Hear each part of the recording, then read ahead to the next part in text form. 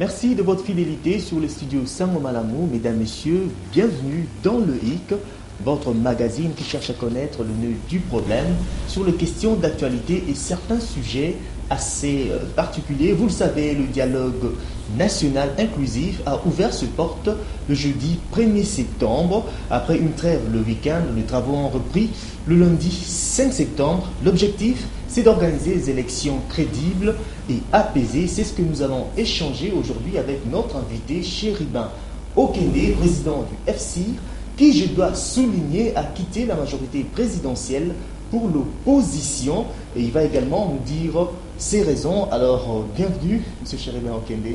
Merci beaucoup, cher ami.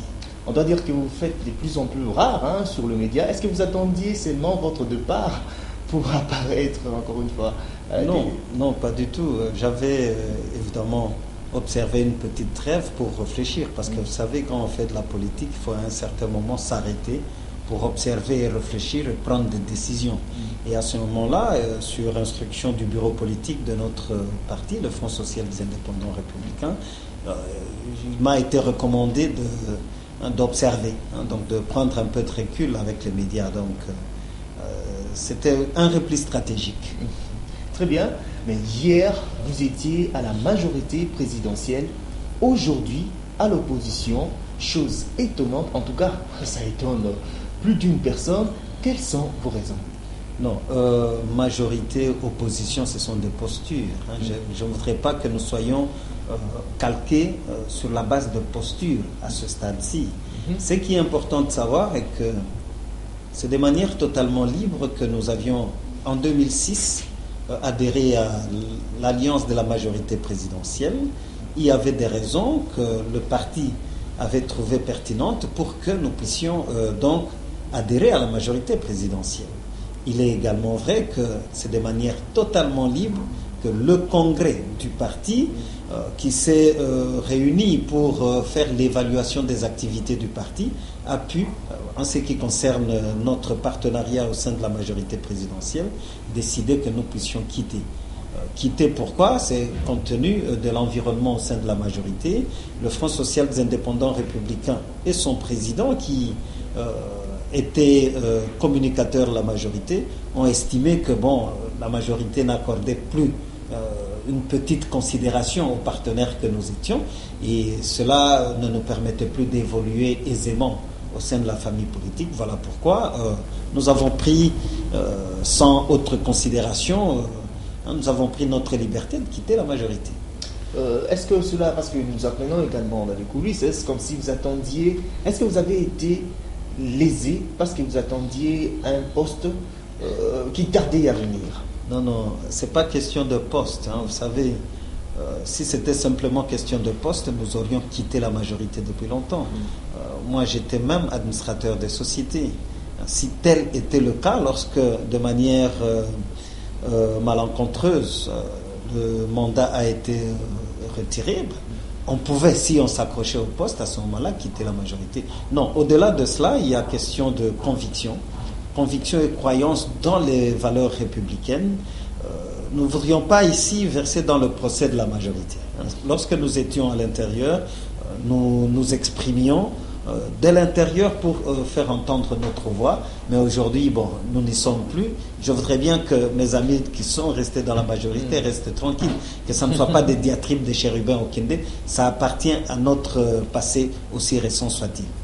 Très bien, mais une question assez particulière. Pourquoi vous quittez la majorité seulement aujourd'hui? Est-ce que le dialogue y est pour quelque chose, ou la fin du mandat du chef de l'État y est également pour quelque chose? Peut-être la fin du mandat, parce qu'en fait, nous observons la Constitution, et le Front social des indépendants républicains, le parti dont j'ai la charge, observe ou recommande le respect absolu de la Constitution, parce que nous voulons promouvoir des valeurs républicaines. Nous voulons la construction d'un véritable État de droit et démocratique. Et de ce point de vue, il n'est pas superfétatoire de souhaiter que le chef de l'État respecte la Constitution dans ses stipulations les plus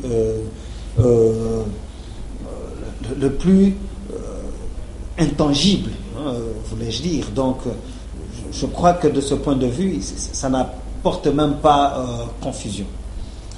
Très bien, mais on se demande également quand est-ce que cette hémorragie va s'arrêter. Vous n'étiez pas n'importe qui à la majorité présidentielle. Qu'est-ce qui s'est passé vraiment?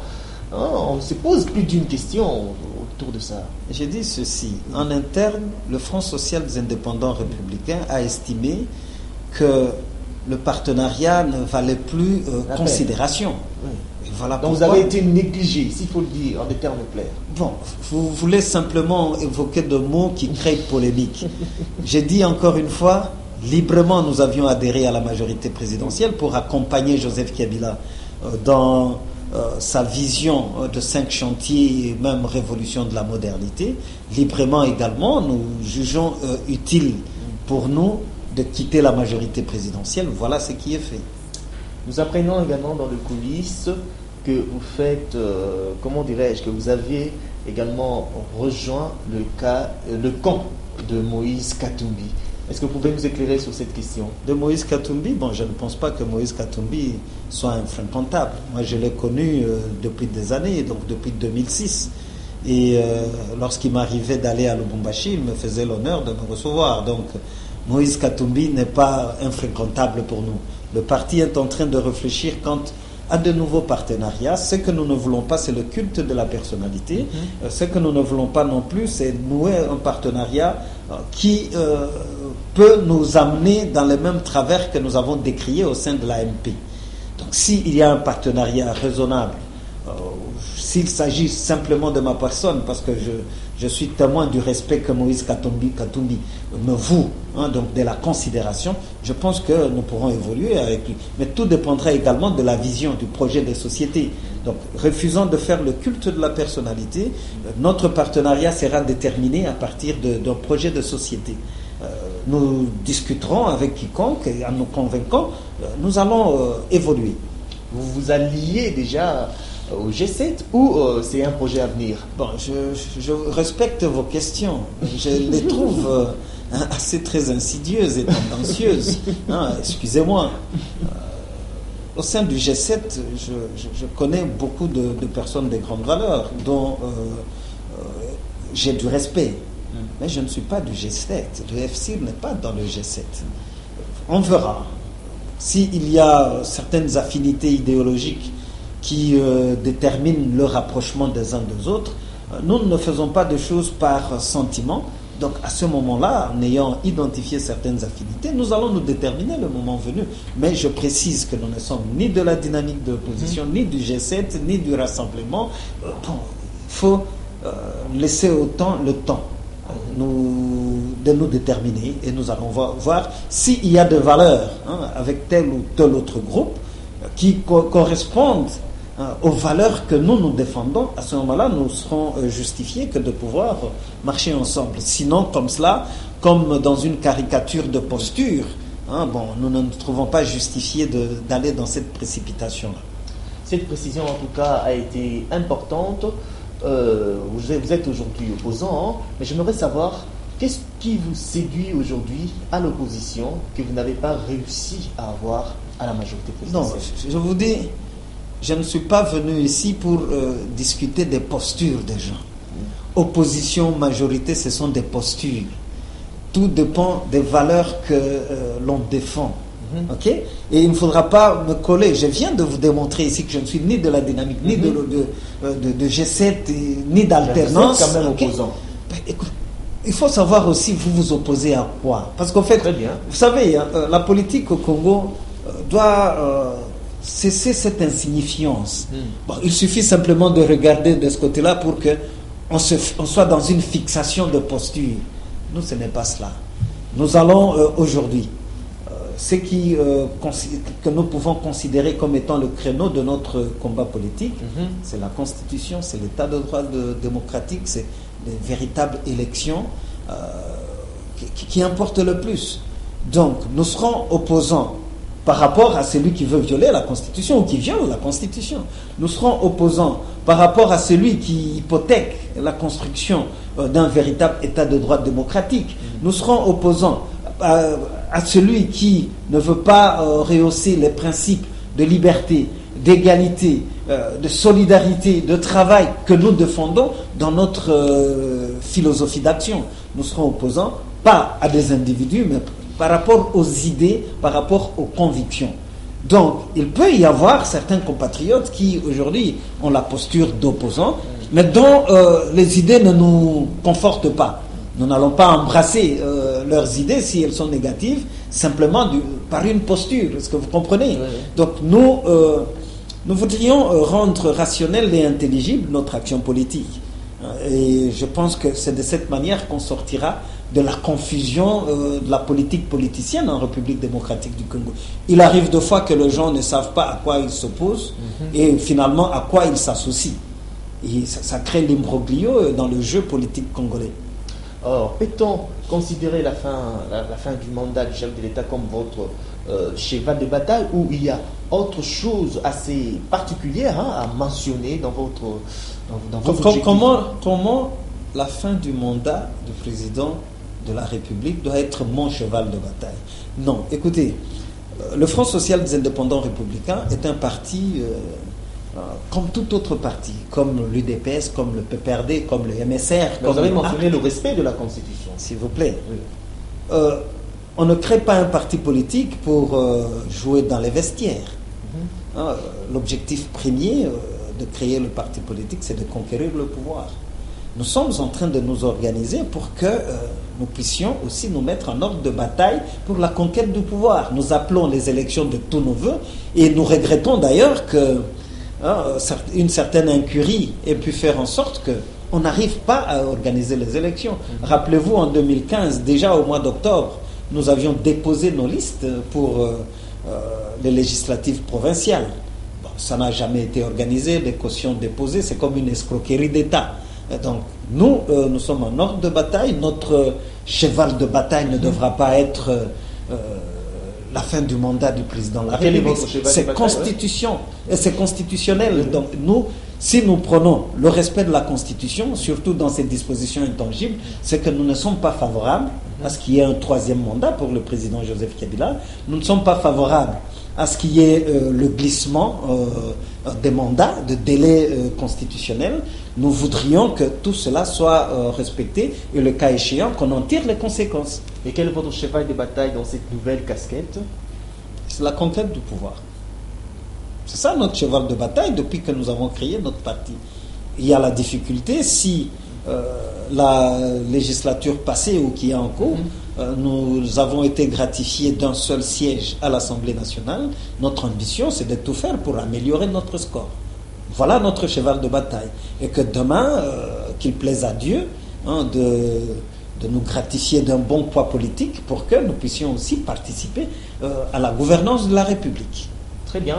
Alors, nous allons à présent parler du dialogue national inclusif, je le rappelle, qui a ouvert ses portes le jeudi 1er septembre. L'objectif, c'est d'organiser des élections crédibles et apaisées. Alors, je vais revenir à vous, Monsieur Sheridan Okende. Hier, vous souteniez le dialogue. Aujourd'hui, vous faites partie des grands absents de ces forums. Quelles sont vos raisons? Bon, je n'ai pas été invité au dialogue et on ne s'invite pas non plus. Ça, c'est de un. De deux, j'ai toujours soutenu que le dialogue est un principe essentiel de toute société. Même dans nos familles, dans nos ménages, lorsqu'il y a un problème, il est convenable que les gens se retrouvent et en parlent.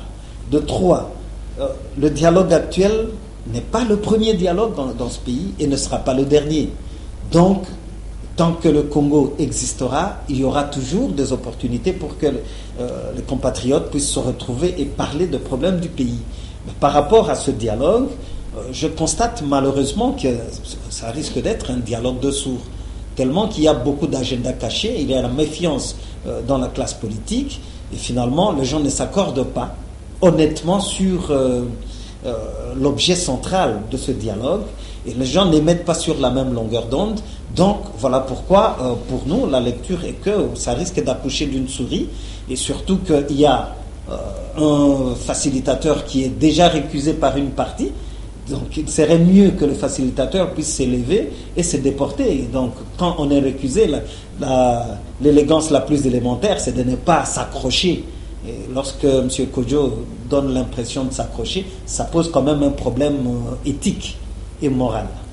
Est-ce que vous ne dites pas ça parce que vous ne participez pas Non, c'est pas ça. Je ne suis pas nostalgique de ce fait. Je ne m'agite pas. Je ne suis pas celui qui va réveiller sa grand-mère pour maudire le dialogue s'il n'est pas là. Là, je pense à mon ami et frère Justin Bitakwir. Je ne suis pas de ceux qui se révoltent, qui veulent casser la baraque parce que par le simple fait qu'ils ne sont pas au dialogue. Non. Pas du tout. C'est la traçabilité du processus qui nous intéresse le plus. Aujourd'hui, il est malheureux de constater que, bon, quelque part, la classe politique ou, le processus politique, le jeu politique, contourne un peu la sanction du peuple. Donc, il faut que nous allions aux élections le plus rapidement possible pour que le peuple congolais puisse se choisir librement ses dirigeants, ses nouveaux dirigeants. Et j'ai cette ambition-là de pouvoir me présenter pour que je sollicite également les faveurs du peuple souverain. Ce dialogue, dans ses approches, par rapport surtout au non-respect des délais constitutionnels, en ce qui concerne l'organisation des élections, pêche aussi par une certaine hypocrisie politique. Comment ça? Tout le monde dit le respect de la Constitution, mais tout le monde ne s'accorde pas sur la manière de respecter et de faire respecter la même Constitution. Lorsque j'entends certains compatriotes parler d'une certaine transition et en même temps ils disent qu'ils voudront bien respecter la Constitution de son premier à son dernier article, je trouve une sorte d'ambivalence, une sorte de contradiction. Pourquoi? Parce que d'ailleurs une transition n'est pas prévue dans notre Constitution. La supercherie politique, veut dire quoi? Lorsqu'on acceptera une période de transition, il va falloir avoir un cadre constitutionnel pour cette transition. Donc, insidieusement, on va quitter la Constitution actuelle et ceux qui disent, par hypocrisie politique, qu'ils vont respecter la Constitution, ils vont en sortir. Donc, le peuple doit attirer l'attention pour que une transition ne nous sorte pas de la Constitution et finalement, bon,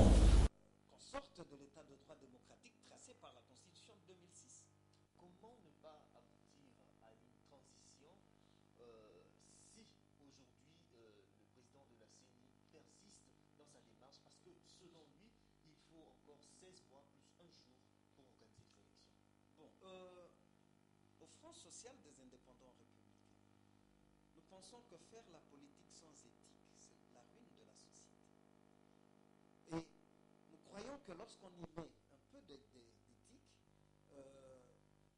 la politique ou occupée de responsabilité appelle aussi la redevabilité. Cela veut dire que vous devez vous justifier lorsque vous avez des prérogatives publiques, la gestion des institutions. Le cycle électoral, mon cher ami, est de 5 ans. Donc en 2011, après les élections, nous savions qu'en 2016, nous devrions aller aux élections. Qu'est-ce qui a pu faire en sorte que dans 5 ans, on n'a pas pu préparer des élections? C'est ça la question essentielle. Voilà. Et lorsqu'on va identifier le point d'achoppement, l'animateur ou l'auteur du point d'achoppement, il doit être rappelé à la responsabilité. Il doit être redevable vis-à-vis du peuple pour expliquer pourquoi. Alors si c'est un aveu d'incapacité, notamment de l'exécutif ou du gouvernement, alors il faut tirer toutes les conséquences. Vous comprenez comment, au Front social des indépendants républicains, nous réfléchissons.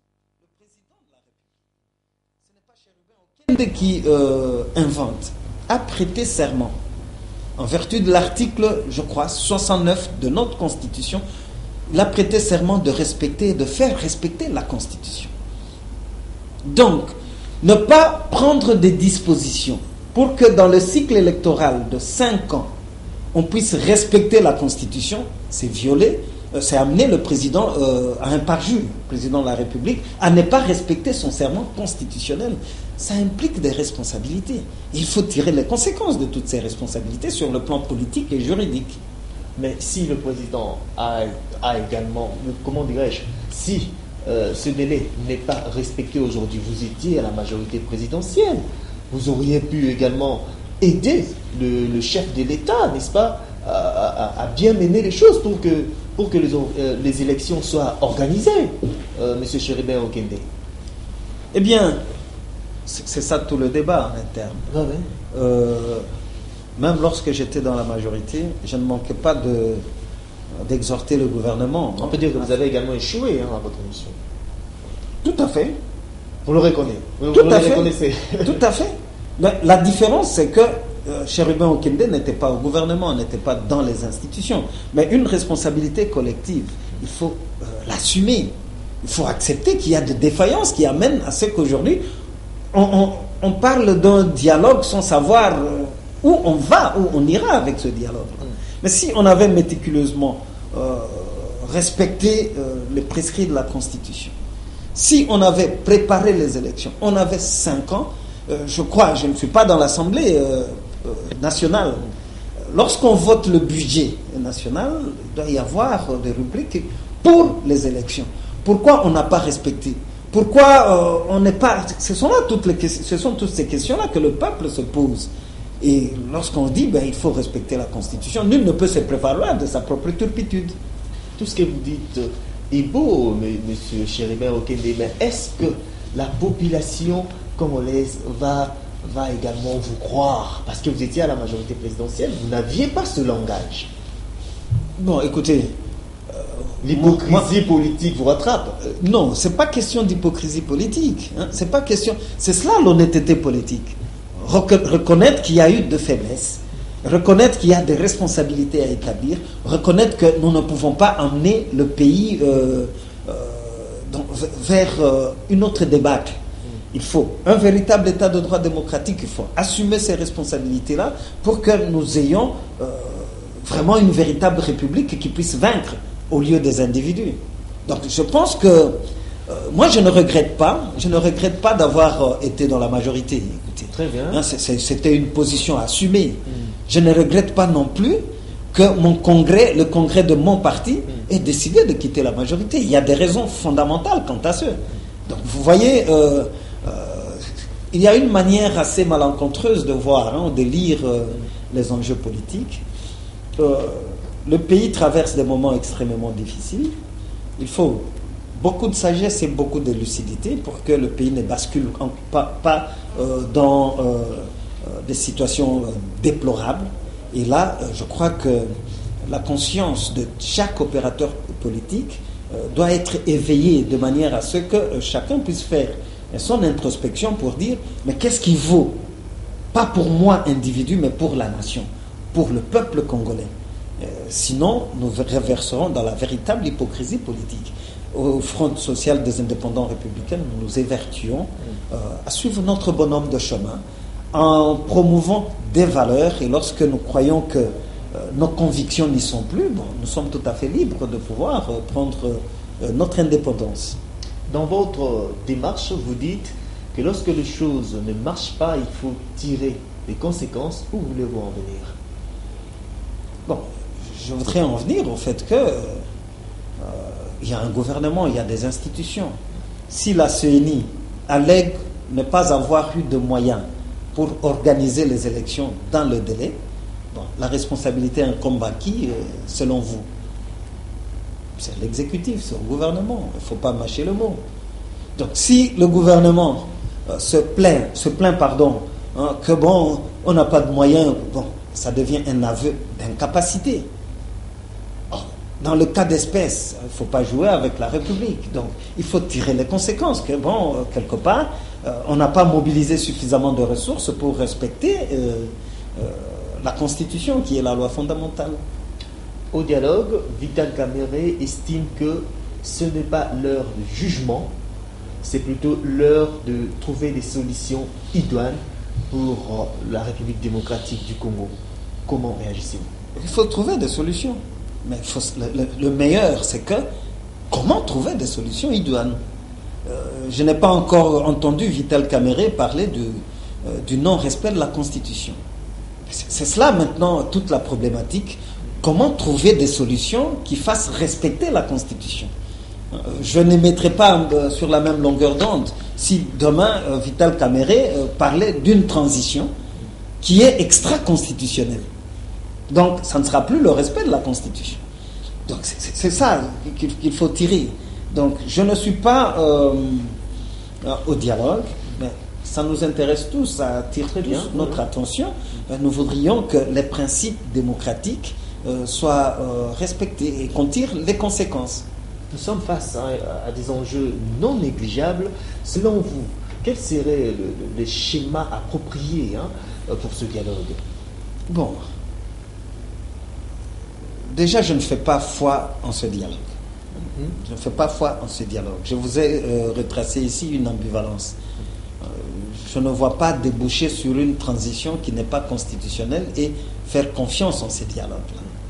Si les compatriotes qui y sont engagés, avec la feuille de route qu'ils ont arrêtée, qu'ils arrivent à faire respecter la Constitution, nous allons apprécier. Bon, moi, je ne suis pas là-dedans, donc je ne veux pas commencer à lire derrière les rideaux. Nous verrons bien, bonne chance à ceux qui sont au dialogue. Pourquoi ne pas proposer aussi de solutions? Bonne chance, parce qu'il y a autant de têtes. Quand vous voyez même les effectifs assez pléthoriques pour le dialogue, je m'inquiète pour dire, parce que vraiment, il y aura un débat de fond. Est-ce que tout le monde donnera le meilleur de soi-même pour que ça aille de l'avant? Je souhaite bon vent, mais tel que je ne crois pas que le véritable enjeu soit là.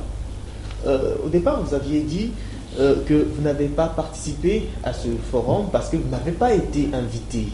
Mais lors de l'ouverture du dialogue, Vital Kamerhe vous a tendu la main.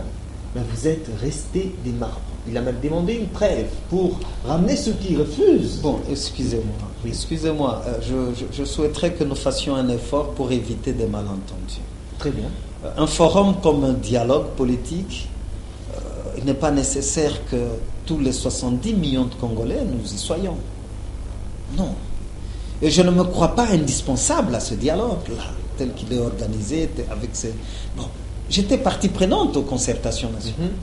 Nous avions produit plus de 672 recommandations. Faisons d'abord l'inventaire. Très bien. Des 672 recommandations. Qu'est-ce qui a été appliqué? Qu'est-ce qui a été appliqué? Aujourd'hui, c'est le processus électoral qui semble focaliser l'attention. Donc, que les compatriotes qui vont là-bas, s'ils arrivent à s'appesantir sur le processus électoral, je pense que, bon, nous allons apprécier le résultat. La CENI elle-même, il faut vraiment, Christian, que vous ayez mon point de vue sur la CENI. Je ne pense pas que ce soit une véritable institution citoyenne indépendante. La CENI est politisée. Est-ce que vous avez des preuves quand vous dites La CENI est politisée parce qu'en fait, la CENI est composée de délégués qui sont issus des partis politiques, des familles politiques, et j'en passe. Mais justement, nous sommes arrivés à cette position pour la transparence. Non, c'est difficile dans ce cadre-là de parler d'une véritable indépendance de la CENI. Donc ça pose problème. Ça pose problème, et je crois que si le dialogant arrive à tirer toutes les conséquences, donc je crois qu'il faudra même repenser la CENI. Si tout le monde veut être sincère avec tout le monde, il faudra que nous ayons une institution d'appui à la démocratie pour organiser les élections qui soit totalement indépendante. Pas qu'il y ait des ramifications où, bon, finalement, ce qu'on appelle en langage footballistique, de pieds noirs de telle ou telle autre famille politique pour instrumentaliser la CENI, je crois que c'est malheureux. Donc, qu'est-ce que vous reprochez à la CENI? Parce qu'il y a les membres qui sont issus des autres partis politiques. Bon, vous utilisez des mots forts, reprocher. Je ne fais que analyser. Je ne fais qu'analyser que dans sa composition, depuis 2006, CEI, tel que voulu par le politique, la CENI est infestée par les forces politiques. Donc son indépendance est remise en question. C'est pour cela d'ailleurs que bon, certains prennent la CENI comme la caisse de résonance pour entériner le processus de glissement des mandats. Bon, donc il faut observer tout cela. Le processus électoral est déjà en marche, mais vous envisagez que la CENI soit repensée, mais vous n'estimez pas que ça peut bloquer un tout petit peu de choses? On verra bien. On verra. Est-ce que la CENI fait l'unanimité de toute la classe politique?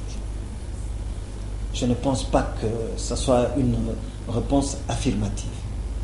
Est-ce qu'on cherche réellement des solutions durables pour le processus électoral pour que tout le monde rassure tout le monde? Si oui, donc inexorablement, il faudra repenser la CENI. Vous ne cherchez pas, vous ne voulez pas une chose et son contraire, parce que vous voulez que le mandat, enfin, comment dirais-je, le délai constitutionnel soit respecté, et vous cherchez à ce que la CENI soit repensée. Vous ne cherchez pas, vous ne voulez pas une chose et son contraire? Non, c'est la formulation de la CENI. En tant qu'institution, bon, on ne peut pas trop ergoter sur la question. Sur la question. Mais les individus, les animateurs de la CENI poseraient problème. Et il appartient de pouvoir y réfléchir. Poserait problème. Donc moi je crois qu'il faut approfondir la réflexion là-dessus. Vous laissez en tout cas beaucoup d'interrogations à ces sujets. Alors le dialogue est en cours. Vous dites que vous n'avez pas totalement foi en ce dialogue. Pourquoi? Bon, voyons voir. Positivons les choses.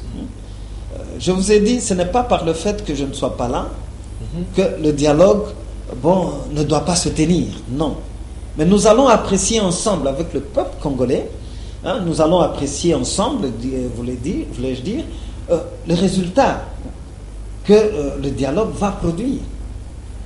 Les travaux sont déjà en cours.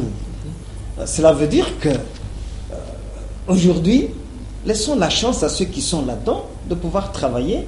Et nous allons plutôt apprécier le résultat qu'ils vont nous produire. Vous dites que vous n'avez pas foi. Oui, ça c'est un point de vue personnel. En voyant les agendas, qu'on qualifie même d'agenda caché. Vous savez que le PPRD et l'UDPS avaient entamé des négociations même en dehors du pays pour impulser le même dialogue. Bon, déjà en son temps, mon point de vue était qu'on va accoucher d'un dialogue de sourds. Est-ce qu'aujourd'hui, l'UDPS et le PPRD émettent sur la même longueur d'onde? Que non. Vous avez suivi, vous-même, vous l'avez rappelé ici, le président de l'UNC, l'honorable Vital Kamerhe, qui est co-modérateur, avait même demandé une trêve pour qu'il aille prendre langue avec d'autres forces qui sont non négligeables de l'opposition, afin que celles-là viennent au dialogue. Les séances ont repris. Je n'ai pas l'impression qu'il ait réussi ce mandat-là, d'aller prendre les autres et les amener. Donc, le problème continue de se poser. J'avais suivi qu'il y avait des préalables. Quand je prends le rassemblement, le préalable, il faut qu'on... les mesures de décrispation politique, libération des prisonniers politiques, il y a Diomi, il y a Jean-Claude Mouyambo, ouverture des chaînes politiques, et j'en passe. Est-ce que cela est déjà totalement effectif aujourd'hui? Point d'interrogation. Il y a eu des doublements, des doublements de partis politiques. Parmi les préalables, il faut cesser avec le dédoublement de partis politiques. Est-ce qu'on a déjà rencontré ce préalable? Donc moi je pense qu'il y a encore des problèmes qui jalonnent le processus de ce dialogue, qui font en sorte que d'abord son inclusivité n'est plus une évidence. Avec toutes ces problématiques, comment entrevoyez-vous un ouf de soulagement pour la République? Bon. Moi, je continue à positiver, à demander que nous suivions la voie de la sagesse. La voie de la sagesse veut dire que nous privilégions plus la République que les individus. Pour moi, Chérubin Okinde, depuis le mois de janvier, dans un ouvrage que j'avais produit, j'avais essayé d'interpeller la conscience personnelle du président de la République parce que c'est lui le garant de la nation, garant du bon fonctionnement des institutions. C'est lui qui aura prêté serment devant Dieu et la nation congolaise de respecter et de faire respecter la Constitution. J'avais donc exhorté le chef de l'État à suivre la voie de la sagesse. Aujourd'hui, le Congo est à la croisée de chemin. Si je prends l'image des deux femmes qui s'est disputées un enfant, une qui n'était pas la véritable mère de l'enfant devant le roi Salomon avait accepté qu'on puisse découper l'enfant et l'enfant allait mourir, donc elle n'allait pas rester en vie. Et aujourd'hui, le Congo, nous allons voir la capacité du président de la République à privilégier la vie du Congo, la vie de cet enfant-là. Donc ça appelle une certaine transcendance spirituelle et morale pour que nous puissions garder la sérénité. Et je crois que la clé à cette crise politique est entre les mains de Joseph Kabila. Il faut souhaiter qu'il entende cette voie de la sagesse, s'il est fait mandat, si la Constitution doit être respectée. Alors, il faut tout faire avec un maximum de volonté politique pour que nous puissions sortir de cette crise. Et je crois qu'il doit avoir de recettes disponibles à son niveau. Très bien, nous avons compris. Alors, les travaux du dialogue sont en cours. Monsieur Chérubin Okende, ceux qui participent à ce travaux nous suivent également. Qu'est-ce que vous pouvez proposer, n'est-ce pas, aux participants pour que ce dialogue ne puisse pas accoucher d'une souris? Bon, déjà dans sa formulation, dans son approche, parce que là vous risquez encore de dire je formule des reproches. Non. Il faut se dire pourquoi on dialogue. Si c'est le processus électoral, il doit y avoir des responsabilités. Ces responsabilités, c'est au niveau des institutions. Il ne faudra pas aller dans un dialogue pour endosser la responsabilité si c'est le gouvernement Matata qui a été incapable de mobiliser les ressources et mettre ça à la disposition de la CENI. Et aujourd'hui, nous sommes dans des dépassements de délai. Alors, il ne faudra pas aller dans un dialogue pour endosser la responsabilité ou l'incapacité du gouvernement par rapport à cette problématique. Qu'est-ce qu'il faut faire? Bon, une équipe qui a échoué, va-t-on la garder? Si on ne doit pas la garder, quels sont les mécanismes tout en restant dans le respect de la Constitution? Moi, je crois qu'il n'y a que cela. Lorsqu'on dépasse le délai, donc, on crée une crise de légitimité. Et pendant la crise de légitimité, que valent les institutions? Quelle pourra être la position du peuple? C'est à ces questions-là que je souhaiterais, moi je n'ai pas de solution préétablie, à ces questions-là que je souhaiterais, si ceux qui sont au dialogue veulent que le dialogue soit porteur des préoccupations du peuple, c'est à ces questions donc qu'il faut répondre. Ne pas le faire, bon, c'est encore une fois faire des conciliabules derrière le dos du peuple, et ce n'est pas bon pour la démocratie. À l'allure où vont les choses, pensez-vous que le respect du délai constitutionnel est encore possible? Bon, mathématiquement, si nous regardons aujourd'hui, il reste quelques jours, nous sommes au mois de septembre aujourd'hui. Donc normalement, en vertu de l'article 73 de la Constitution, les scrutins présidentiels notamment devraient être convoqués 90 jours avant expiration du mandat du président en exercice. Est-ce qu'avant le 19 septembre ou plus tard le 20 septembre, ce scrutin sera-t-il convoqué? C'est ça le problème. Très bien. Alors nous avons largement épuisé notre temps. Nous allons juste vous demander un mot pour terminer. Je crois qu'il faut assainir notre jeu politique. Nous devons nous employer à faire de la politique sur la base des valeurs. Et ces valeurs-là ne doivent pas être des valeurs individuelles. Voyons la République, voyons notre nation. C'est dans cette mesure-là que nous saurons un jour relever le défi du paradoxe congolais. Il est là, implacable devant nous. Depuis 1960, nous ne faisons que répéter ce paradoxe. Quel est-il? Nous avons un pays scandaleusement riche, mais nous avons des populations scandaleusement pauvres. Au Congo, on continue à l'est du pays. Un paradoxe. Un grand paradoxe. À l'est du pays, on continue à tuer et nous semblons être insensibles. Non, il faut que nous nous réveillons tous pour d'abord corriger ce paradoxe-là. Nous avons vraiment de potentialités et de capacités de pouvoir faire en sorte que le Congolais soit fier de vivre dans ce paradis que le Seigneur, notre Dieu, lui a donné. Nous avons également des capacités pour qu'il y ait la paix sur toute l'étendue de la République et la sécurité. Alors, c'est à nous de nous mettre au travail plutôt que de penser à nos postures individuelles. Donc, nous avons un pays à sauver. Et je crois que si nous négocions raisonnablement, avec beaucoup de responsabilité, le virage actuel, ça sera une bonne chose pour notre République. Nous vous remercions encore une fois, M. Cherubin Okende, d'avoir répondu à notre invitation. Je vous en prie. C'en est fini pour ce numéro du PIC. Nous rappelons que nous avions reçu M. Cherubin Okende, qui est président du FCIR, qui était à la majorité présidentielle, qui appartient aujourd'hui à la famille politique des opposants. Alors, nous nous fixons... Vous verrez ces caricatures. Je me suis beaucoup éprouvé à vous faire comprendre. Oui. Donc, il ne faudra pas me classer dans ces plateformes de l'opposition que vous connaissez. Ok? Donc, vous êtes un opposant réformé. Non, peut-être que je peux appartenir à des forces centristes. C'est possible. Il faut avoir la patience d'ignorer jusqu'à ce que Cherubin Okende va tracer son chemin. Très bien, nous vous avons compris.